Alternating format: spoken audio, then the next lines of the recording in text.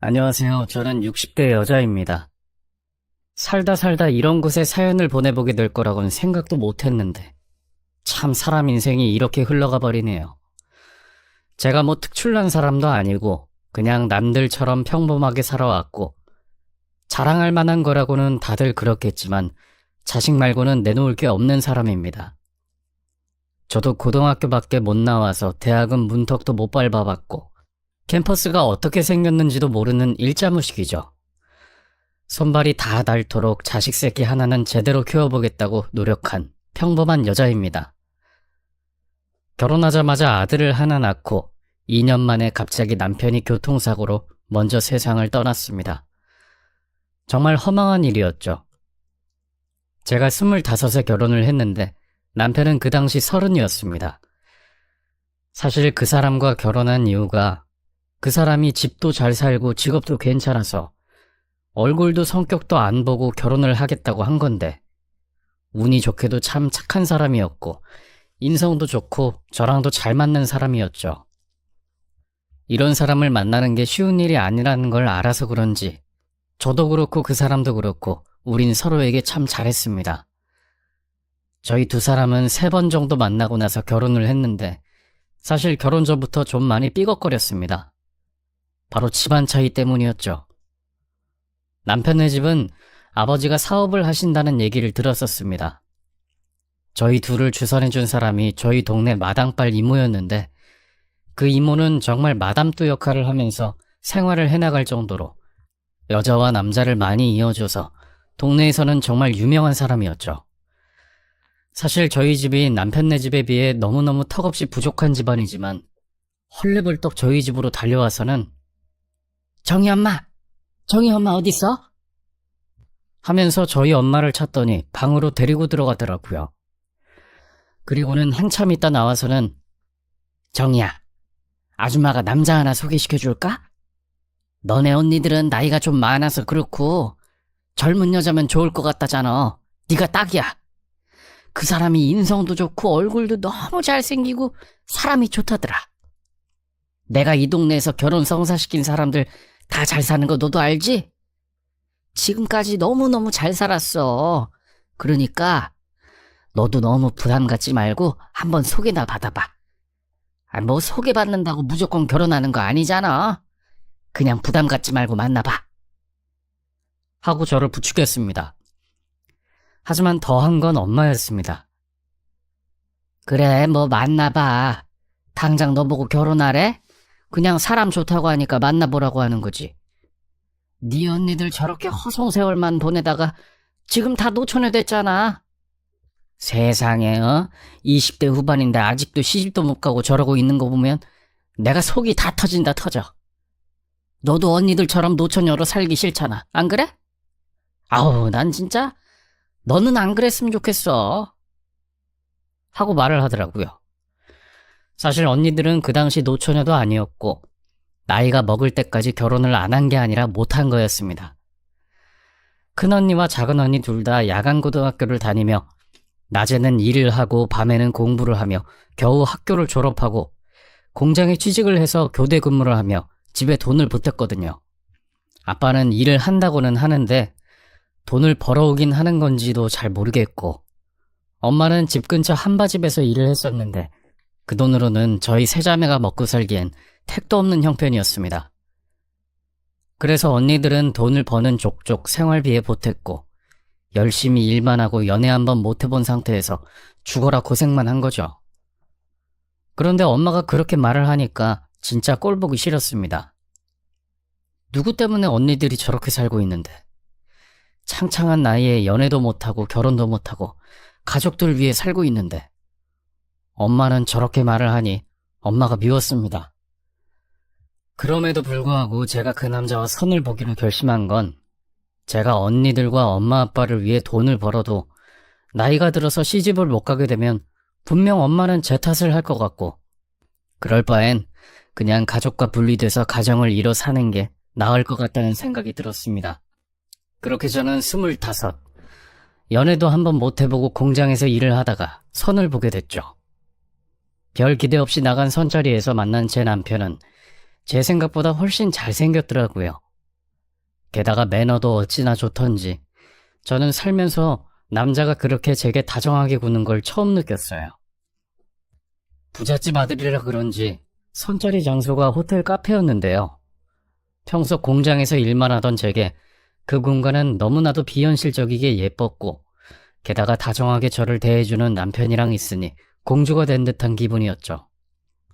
사실 선짜리에서 싸가지 없는 남자들한테 퇴짜 맞고 돌아온 공장 언니들이 한둘이 아니라서 그렇게 기대를 하고 나간 건 아니었거든요. 오히려 나한테 물이라도 뿌리면 어떡하지라고 걱정을 하면서 나갔었는데 웬걸 다정하고 게다가 잘생기기까지 한 남편을 만나게 되니 주선해준 마담뚜 아줌마한테 큰 절을 올리고 싶을 지경이었죠. 남편은 제가 어디가 그렇게 좋은지 적극적으로 호감 표시를 했고 당연히 그날 애프터 신청을 받고 헤어졌습니다. 그리고 두 번째 만남에 남편에게 청혼을 받았고 그래서 세 번째 만남 후 결혼을 하게 되었죠. 남편이 어떻게 시부모님을 구워 삶았는지 몰라도 큰 반대 없이 시댁에선 저를 받아주셨어요. 그리고 결혼한 지 2달 만에 임신을 하게 됐습니다. 사실 제가 이렇게 애가 잘 들어설 거라고는 생각도 못했습니다. 솔직한 말로 그 당시엔 시부모님이 결혼을 하자마자 얘 새아가 우리 집에 시집을 왔으니까 너도 네가 할 일을 해야겠지? 내가 너한테 뭐 바라는 거 없다는 거 너도 잘 알 거다. 내가 뭐 너한테 예단을 하라고 했니? 아니면 혼수를 해오라고 했니? 우리 아들이 나이가 좀 있으니까 그냥 어린애 하나 잘 만나서 자식 새끼 낳고 잘 살았으면 하는 바람으로 너랑 결혼을 허락한 거 너도 잘 알지? 그러니까 딴 생각 말고 얼른 임신해서 아들 하나 낳았으면 좋겠구나. 하고 말씀하시더라고요. 솔직히 그 말에 덜컥 겁이 났습니다. 임신이 제 맘대로 되는 것도 아니고 그렇다고 해서 성별은 또 제가 결정할 수 있나요? 딸이면 혹시나 실망하실까, 아이가 잘 안 들어서면 어쩌나 진짜 고민을 많이 했습니다. 그래도 다행히 일찍 애가 들어섰고 시댁에서 원하는 대로 아들까지 임신이 돼서 정말 이 아이가 생긴 것만으로도 천군만마를 얻은 것 같은 기분이 들었죠. 그렇게 아들을 낳고 2주 정도 시댁에서 몸조리를 했습니다. 시어머니는 제 아들인데도 재워주시고 먹여주시고 돌봐주시고 정말 아낌없는 사랑을 주셨죠. 식구들의 관심이 전부 아이에게 쏠렸고 어느새 저는 찬밥 신세가 돼 있었습니다. 그래도 행복했습니다.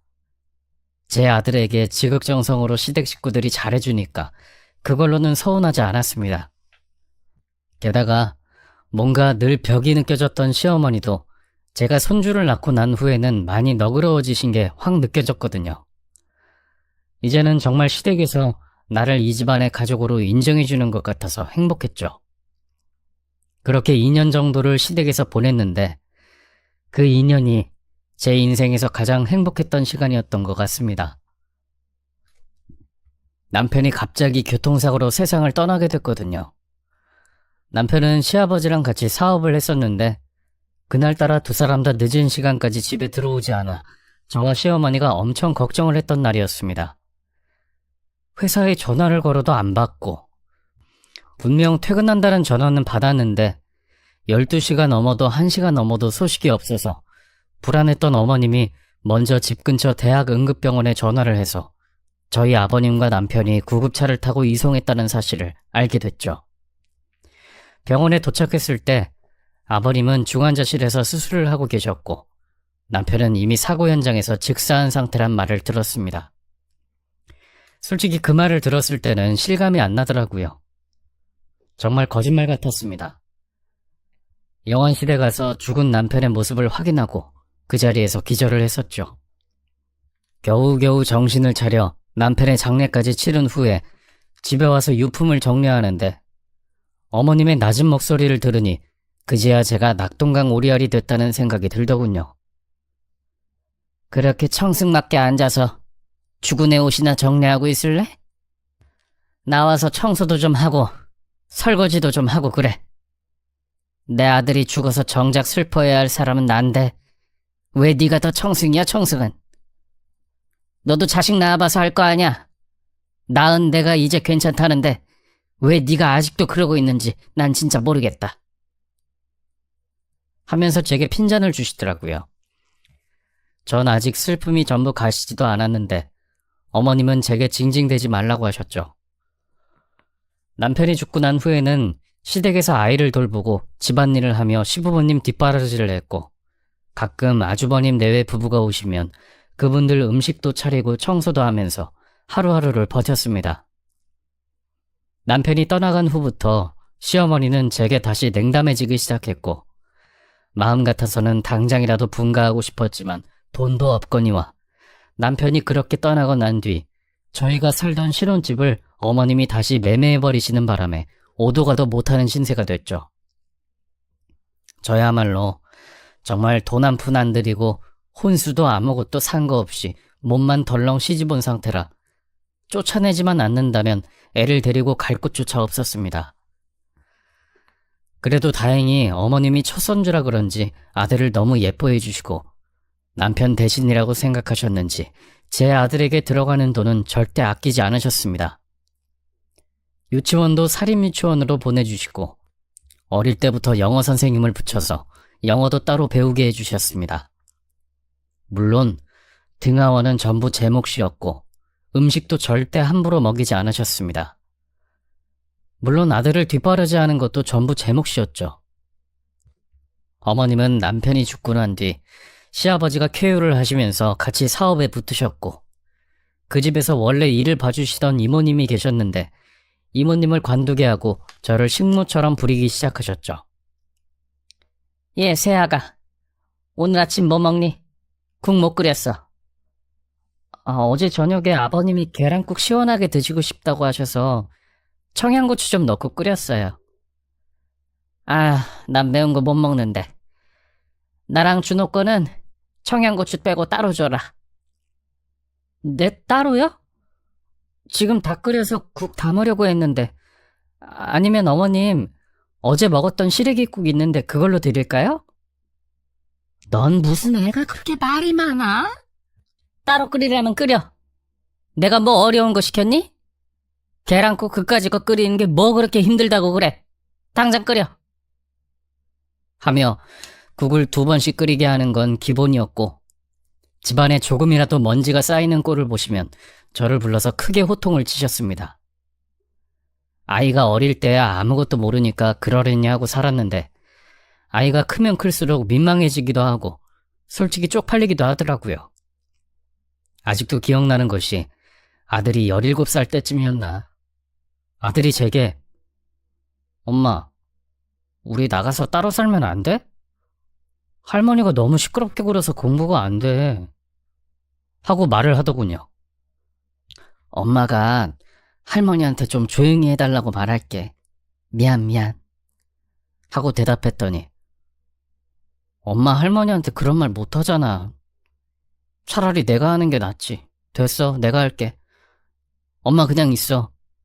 괜히 할머니가 엄마한테 뭐라고 할 것 같아. 하고 말을 하는 겁니다. 그 말을 듣는데 절로 고개가 푹 숙여지더라고요. 어찌나 쪽팔리든지. 그 후로는 아들에게 무슨 말도 하지 않았습니다. 제 아들이 참 눈치도 빠르고 똑똑한 편이라 공부도 꽤 잘했고 시어머니가 워낙 전폭적으로 지지를 해주시다 보니 월등하게 전교 1등을 했습니다. 저희가 동네는 작지만 시어머니는 무조건 서울로 손주를 보내야 한다며 저보다 더 열정적으로 대학을 알아보실 동안 엄마인 저는 매일 집에서 청소를 하고 쌓여있는 설거지를 하고 정원 정리를 하다 보니 당최 애가 학교 생활을 어떻게 하는지 물어보지도 못하겠고 엄마들 치맛바람은커녕 저는 앞치마가 다 다를 때까지 집안일만 해서 내가 엄마인지 시어머니가 엄마인지도 모르겠더라고요. 종종 아들에게 듣기로는 서울에 있는 유명 대학들에 원서를 넣었다고 했고 거기에 몇 군데는 합격을 했다는 소식을 들었습니다. 그리고 마지막으로 가장 가고 싶다던 의과대학에 원서를 넣었다고 했는데 합격 날만 기다리고 있었죠. 그렇게 저는 빨래를 널고 마당에서 방 안으로 들어왔는데 아들이 엄마! 하며 저를 부르는 겁니다. 나 붙었어. 나 붙었다고. 나 이제 의사야. 진짜 의사가 될 수 있어. 하면서 말이죠. 너무 놀랬습니다. 우리 아들이 의과대학에 합격하다니. 전 아무것도 해준 게 없는데 정말 아들이 의사가 될 수 있는 길에 한 걸음 발을 내딛었다는 생각이 들었습니다. 준호야, 너무 잘했어. 우리 아들 진짜 너무 잘했다. 우리 아들 너무너무 기특해. 하고 아들을 안아주었고, 아들은 학교에 합격하자마자 바로 서울에 자취방을 구해서 독립을 시작했습니다. 그리고 독립을 하는 날 아침, 가족들을 모두 모아놓고, 할머니, 저 엄마랑 같이 갈게요. 아무래도 엄마가 필요할 것 같아요. 일 봐주는 이모도 필요 없고 그냥 엄마랑 있는 게 제일 마음 편할 것 같아요. 그래도 되죠? 아이고, 그건 안 돼, 아가. 엄마가 없으면 누가 집안일을 도와줘? 그럼 할머니 혼자 다 해야 되는데? 할머니는 이제 너무 늙고 힘들어서 집안일 같은 거 못해요. 그럼 사람 쓰시면 되잖아요. 할머니 돈도 많고 아는 사람도 많은데 그게 뭐가 문제예요? 아무튼 엄마는 제가 데려갑니다, 할머니. 하고 저를 데리고 서울로 왔습니다. 그 말을 듣는 저, 아들에게 정말 고마웠습니다. 아들이 한참 학교 다닐 때 해준 거라고는 제때 끼니 차려준 거 말고는 해준 게 없는데 저를 서울까지 데려가 준다니 얘가 날 호강시켜주는 건가 싶은 생각도 들었죠. 그렇게 저는 아들을 따라 서울로 왔고 그곳에 와서 짐을 푸는데 엄마, 여기서는 뭐 딱히 할 거 없어. 엄마가 일하고 싶으면 일해도 되고 집에서 쉬고 싶으면 쉬어도 돼. 아무도 엄마 눈치 안 주고 엄마한테 이거 해라 저거 해라 강요하지 않을 테니까 제발 이제 남 눈치 보지 말고 편하게 살아요. 그게 제가 엄마를 서울로 데리고 온 가장 큰 목적이에요. 하고 말해주더라고요. 그 말을 들으니 미안하기도 하고 부끄럽기도 하고 저도 남의 신녀처럼 사는 게 아니라 제 인생에 책임을 지는 사람이 되어야겠다는 생각이 들었죠. 그렇게 초반 한 달 정도는 서울의 아들 집에서 지내면서 일자리를 알아봤습니다. 하지만 50이 넘은 저를 써주는 곳이 많지도 않았고 회사에 취직하는 건 더더욱이나 무리였죠. 결국 제가 할 줄 아는 거라곤 음식을 하는 거, 청소를 하는 것 등등 주부들이 하는 일이었고 선택의 여지 없이 저는 집 근처 식당에서 종업원으로 일을 시작했습니다. 아들은 공부하느라 집에 자주 오지 않았고 저도 일을 하느라 집은 거의 비어있던 상황이었죠. 그렇게 낯설지만 서로 각자의 생활을 하는 서울살이가 시작됐습니다. 아들은 주기적으로 계속 시험을 쳤고 매일 공부를 했습니다. 초중고등학교 내내 아들을 봐왔지만 오히려 아들은 학창시절보다 성인이 되고 나서 공부를 더 열심히 하더라고요. 그래도 든든한 시어머니라는 백이 있으니 아들은 하고 싶은 공부도 하고 돈에 쪼들리지 않고 사는 모습을 보면서 당찬 아들이 멋지게만 보였습니다. 심지어 제 아들은 공부 잘한다는 애들이 모인 의과대학에서도 항상 상위권을 유지하며 장학금을 받기도 했습니다. 단 한 번도 휴학을 하지 않고 졸업을 했고 레지던트 생활을 하며 죽는 소리를 하긴 했지만 그래도 곧잘 해냈죠. 그렇게 세월이 흘러 저도 돈을 모을 만큼 모아 아들 집에서 분가를 했습니다. 멀지 않은 곳에 작지만 저만의 공간인 전셋집을 하나 마련했죠. 물론 시어머니에겐 얘기하지 않았습니다. 아들과 분가한 뒤로는 거의 남이 됐고 시어머니 역시 제게 연락 한번 하지 않으셨거든요. 그리고 아들도 전문의가 되면서 점점 시어머니의 그늘에서 벗어나 손자로서의 도리 정도만 하는 것 같았습니다. 그런 아들을 보니 저도 이제 아들에겐 짐이 되지 않기 위해 조금씩 노년을 준비해야겠다는 생각이 들었습니다. 시어머니는 그래도 의사인 손주가 있다는 게 자랑스러우셨는지 본인 돈을 보태서 제 아들에게 병원을 차려주셨습니다. 그 당시 제 아들의 나이가 32쯤이었던 것 같습니다. 아들이 그렇게 자리를 잡고 나니 혹시나 좋은 사람이 있으면 아들과 좀 같이 살았으면 좋겠다 하는 생각도 들었고, 성인이 되고 나서는 연애에 대한 얘기를 들어본 적이 없는 것 같아서 저는 조심스레 아들에게 준호야, 너 요즘 바쁘지? 연애할 시간 없지? 하고 물었는데 나 연애하고 있어 엄마? 하고 말을 하더라고요. 어머 진짜야? 아니 근데 왜 엄마한테 말을 안 했어? 좋은 사람 있으면 엄마한테도 좀 소개해주지. 아이 뭐 소개야 소개는 결혼할 것도 아닌데. 솔직히 나야 뭐 맘만 먹으면 좋은 여자 만나는 건 일도 아니잖아. 직업도 직업이고 내가 좀 잘생겼잖아. 그래서 지금은 그냥 가볍게 연애라고 생각하고 만나고 있어. 하고 대답하더라고요. 뭐 하는 앤데? 어? 몇 살이야? 하고 물었더니 그냥 가볍게 말하길. 나보다 나이는 좀 어려? 5살 정도? 그리고 우리 병원 환자로 만났어. 처음에는 환자라서 좀 그랬는데 적극적으로 나한테 대시하니까 나도 흔들리더라고. 뭐 얼굴도 이쁘장하게 생겼어. 하고 말을 하는 겁니다. 그래? 얼마나 만났길래 연애만 한다는 거야? 너도 나이가 30이 넘었는데 결혼도 생각해야 되는 거 아니야? 만나긴 오래 만났지. 한 3년 됐나? 할머니한테는 인사했었어. 뜬금없이 가끔 할머니가 병원에 찾아오거든. 뭐 순찰 같은 거겠지. 우리 병원에 손님은 많은지 내가 잘하고 있는지 가끔 확인차 오시거든.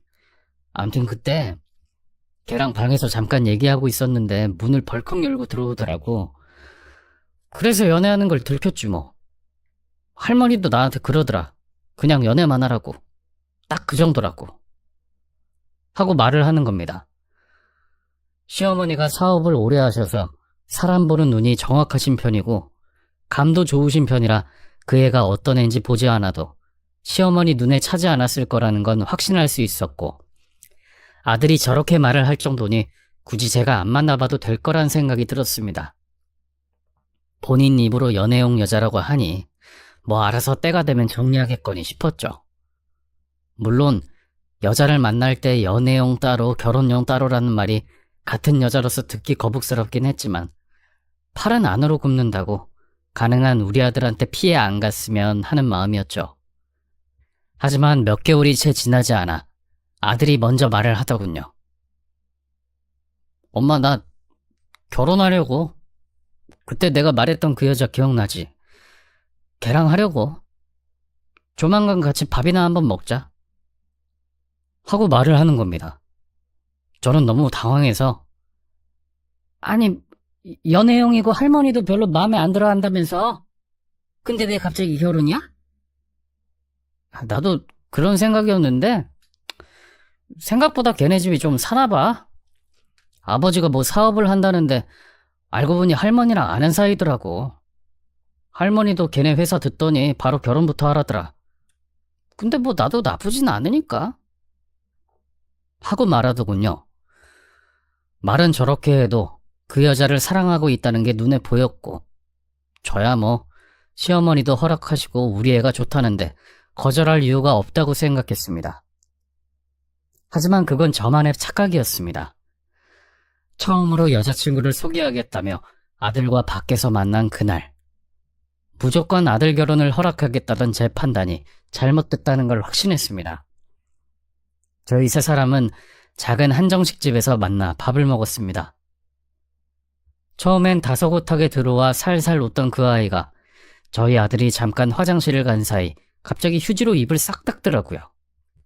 어머니 근데 여쭤볼 게 있어요. 그 사람이 자리 비워서 물어보는 건데 어머니도 대학 나오셨어요? 하고 묻는 겁니다. 대학은 무슨, 내 나이 때 대학 간 사람이 어딨어. 나는 대학 못 나왔지. 그래서 내가 늘 마음에 걸려. 아들은 의사인데 부모란 사람이 대학도 못 나왔으니 그건 좀 창피하잖아. 하고 저를 좀 낮춰 말했더니 그쵸. 아무래도 그렇죠. 전 할머니만 뵀을 땐 사업 가지고 그 연세에 대학도 나오셔서 진짜 놀랬거든요. 근데 어머니가 대학 안 나오셨다는 얘기 듣고 좀 놀랬어요.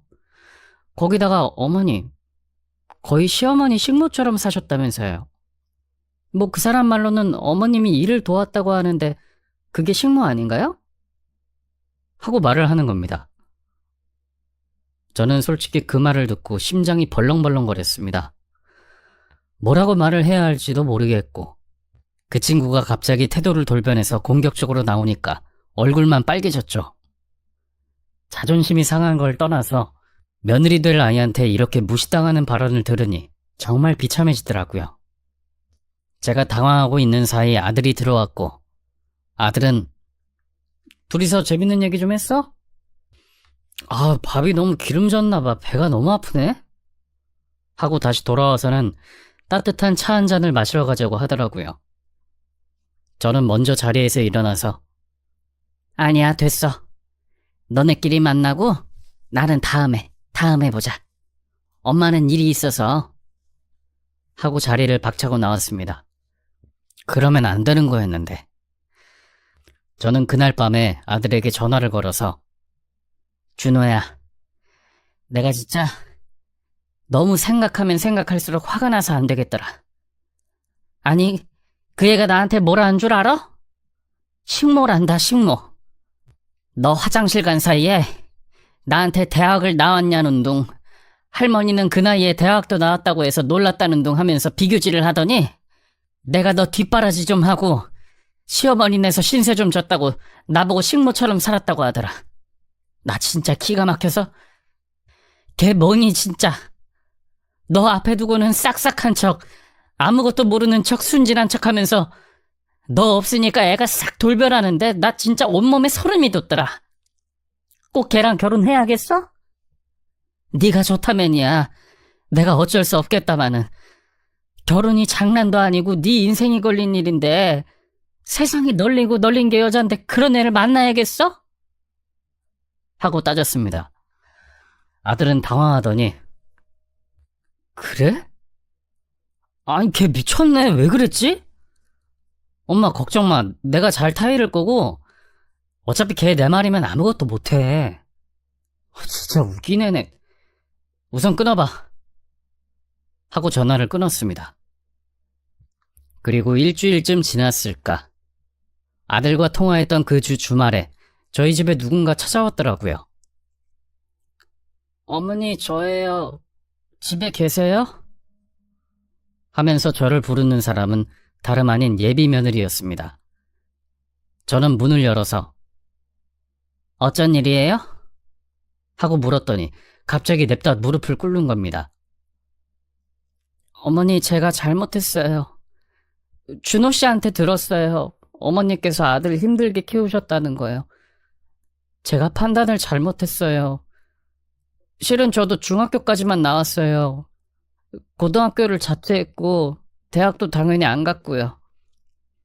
아버지가 사업을 하셔서 그냥 이렇게 살아도 되는 줄 알았어요. 근데 살아보니까 저 같은 사람이 별로 없더라고요. 그래서 어머니한테 친근하게 표시한다는 게 제가 잘못했어요. 제 방법이 틀린 것 같아요. 정말 너무 죄송해요. 기분 나빴다면 제가 정식으로 사과할게요. 한 번만 봐주세요. 저 준호 씨랑 헤어지기 싫어요. 그 사람 제 진짜 마지막 사랑이에요. 어머니 제발요. 하면서 제게 싹싹 비는 겁니다. 또 그런 모습을 보니 제 마음이 너무 약해지고 제가 괜히 그런 말을 해서 일을 그르치는 거 아닌가 싶은 생각도 들더라고요.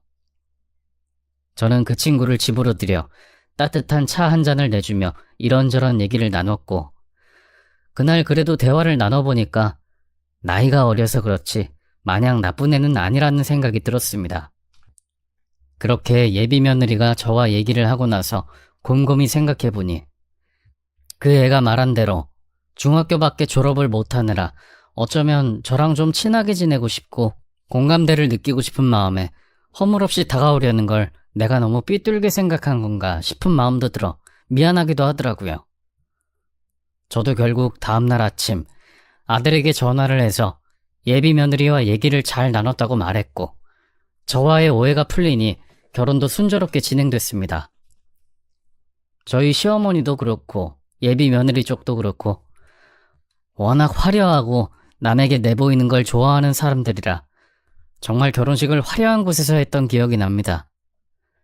사부인도 어찌나 귀족처럼 생겼는지 상견례 자리에서도 의사사위라며 제게 너무너무 고맙다고 얘기를 해주는데 제가 다 민망할 정도였죠. 하지만 모든 사건은 결혼식을 올리고 나서부터 시작됐습니다. 아들은 본인 병원과 저희 집 중간에 신혼집을 구했습니다. 개원한 지 5년도 채 안 됐지만 꽤 유명세를 타서 돈을 많이 벌었는지 괜찮은 아파트에 집을 얻었고 며느리도 가정과 가구에 관심이 많아 집을 예쁘게 꾸며놨다며 구경 오라고 하더라고요. 며느리가 집에 절 초대한 그날, 어머님, 저희 집에 오셔서 집 한번 구경하세요. 이왕이면 아침 일찍 오세요. 아셨죠? 하고 말을 하길래 저는 저녁에 아들이 퇴근하고 오기 전에 미리 같이 장도 보고 음식도 하면서 며느리와 딸처럼 지내는 상상을 했습니다. 그런데 집에 도착하니 정말 가관이더라고요. 다 늘어진 티셔츠를 입고 거실 탁자 위엔 컵라면에 과자 봉지, 그리고 양말, 속옷까지 제멋대로 엉켜있고 설거지통엔 빈자리가 없을 정도로 꽉 차 있어서 입구부터 쓰레기 냄새가 진동을 했습니다. 제가 상상했던 것과 너무나도 다른 개차반 같은 집안 상태에 놀라서 자빠질 지경이었죠. 얘, 너 이게 뭐야? 집이 왜 이래? 오셨어요? 아니, 제가 치우려고 했는데 뭐부터 어떻게 해야 할지 모르겠더라고요. 어머니도 아시다시피 제가 손에 물 한 방울 안 묻히고 컸잖아요. 그동안은 청소해 주시는 이모가 해주셨는데 하필 이모가 어제 오늘 못 오신다는 거예요. 그래서 어머님 불렀죠. 어머니, 저한테 청소하는 것 좀 알려주세요. 뭐부터 하면 돼요? 아니다. 어머님이 먼저 보여주시면 제가 따라할게요. 이런 건 어머님 전문 아니에요? 평생 이런 것만 하고 사셨다면서요. 저 진짜 아무것도 할 줄 몰라서 그러는데 이참에 어머님이 먼저 좀 보여주세요. 하고 눈을 동그랗게 뜨고 얘기하는 겁니다. 솔직히 저는 그런 말보다도 집이 너무 엉망이라 진짜 뭐부터 어떻게 치워야 될지 손을 못 대겠더라고요. 일단 이런 곳에서 우리 아들을 살게 할 수 없어서 얼른 고무장갑을 끼고 청소를 시작했어요. 그런데 제가 설거지를 하고 있는 동안 며느리는 거실에 앉아 TV를 보면서 깔깔대고 웃더라고요. 얘, 너 뭐하니? 너도 얼른 테이블부터 정리해. 아우, 집이 꼴이 이게 뭐야? 내가 시어머니 짓 한다고 할까봐 그냥 별말 안 하려고 했는데 이건 좀 아니지 않아? 해도 너무하잖아. 너한테 뭐 많은 걸 바란 것도 아니고 살림하는 애가 이런 것도 안 하면 어떡해? 네? 제가 이걸 왜요? 어머님이 하고 있잖아요. 저 어머님한테 이거 해달라고 일찍 부른 건데요? 아, 혹시 제가 돈 안 드릴까봐 그래요? 어머니 걱정하지 마세요. 저희 집에 오시는 이모님보다 2배로 드릴게요. 그래도 가족인데 챙겨드릴 건 챙겨드려야죠. 하고 또 저를 하대하듯이 말하는 겁니다. 저도 그 말을 듣고 화가 났지만 정말 이대로는 안 될 것 같다는 생각이 들었죠. 이게 처음도 아니고 이젠 작정하고 절 하녀부리듯 하는 것 같았거든요. 저는 물을 틀어놓고 주머니에 있던 휴대폰을 꺼내 아들에게 전화를 걸었습니다. 그리고 아들이 여보세요? 하고 전화를 받은 뒤 스피커폰을 눌렀죠. 얘 며느라, 거실 정리라도 하라고 내가 말했잖아. 그게 그렇게 어려운 일이니? 하고 아들 들으란 듯 말했더니 아들도 눈치를 챘는지 아무 말도 안 하고 듣고만 있더라고요. 꿈에도 몰랐던 며느리는 아, 진짜 돈 드린다고 했잖아요. 시할머니 집에 가서는 찍소리도 못 하시면서 지금 저 며느리라고 무시하시는 거예요? 어머니, 이거 인터넷에 올리면 바로 매장당해요. 요즘 인터넷이 얼마나 무서운지 아시죠? 젊은 사람들 진짜 개인정보 다 캐내고 어머님 집이 어딘지도 찾아낼걸요? 그러니까 제발 좀 입 다물고 청소랑 설거지나 하세요. 돈 드린다고 했잖아요. 평생 식모노릇만 해오면서 사셨으면 이거 치우는 게 그렇게 힘드세요? 왜 저래 진짜 꼰대같이? 하면서 짜증을 내더라고요. 제가 한숨을 푹 쉬자 그 소리를 들은 며느리가 뭐야? 한숨 쉬는 거야? 참, 어머니, 그러시면 안 되죠. 솔직히 이 집 제 집도 아니고 아들 집이잖아요. 근데 제가 왜 청소를 해요? 요즘 세상이 어떤 세상인데 집안일은 나눠서 하는 게 맞잖아요. 어머니 아들이 손 하나 까딱 안 해요. 청소하는 이모 부르라고 돈만 대주고 아무것도 안 한다고요. 5살이나 어린 여자랑 결혼했으면 당연히 손에 물 한 방울 안 묻혀야 되는 거 아니에요? 제가 뭘 잘못했나요? 설마 어머니도 제가 중졸이라서 그냥 무시부터 하시는 거예요? 그럼 안 되죠. 어머니도 고졸이잖아요. 우리 같은 편 아니에요? 저한테 잘 보이셔야 되는 거 아닌가요? 그래야 콩고물이라도 얻어먹죠. 어머님, 나중에 늙으면 결국 이 사람이 모시자고 할 텐데 그거 다 제 몫이잖아요. 아, 끔찍해. 어차피 나중에 어머님이 저 많이 부려먹으실 거니까 저도 지금 어머님 좀 부려먹을게요. 그러니까 그냥 잔말 말고 시키는 대로 하세요.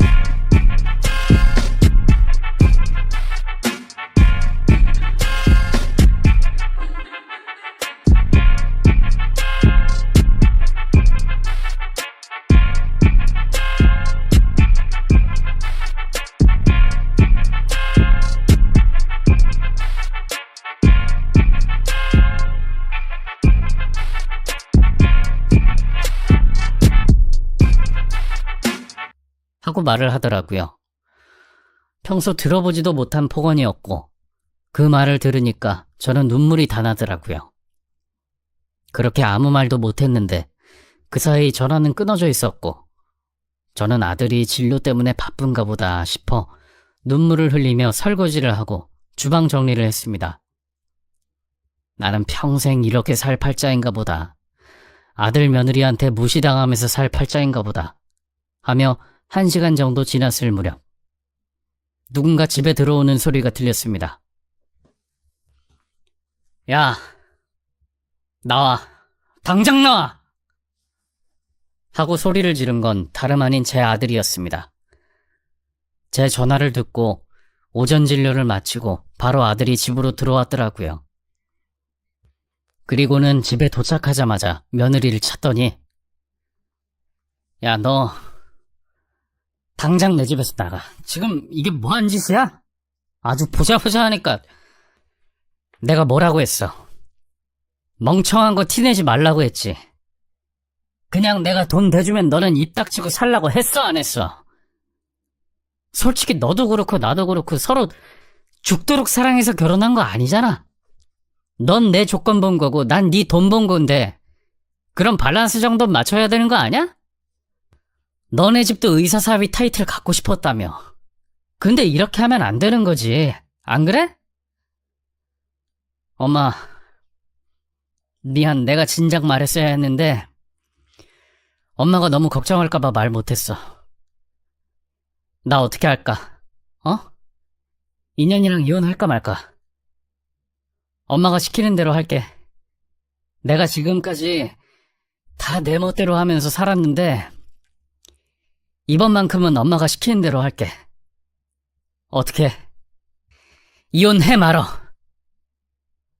하고 소리를 버럭버럭 지르더라고요. 그 말을 들으니 머리가 멍해졌다가도 정신이 번쩍 들었습니다. 이혼해, 당장. 나도 네가 왜 저런 머리 텅 빈 년이랑 결혼하려고 하는지 진짜 이해가 안 됐는데 돈 때문이었구나. 내가 무슨 짓을 해서라도 조금이라도 보탤 테니까 당장 이혼해. 앞으로 태어날 내 손주가 저런 년 밑에서 나올 생각해봐.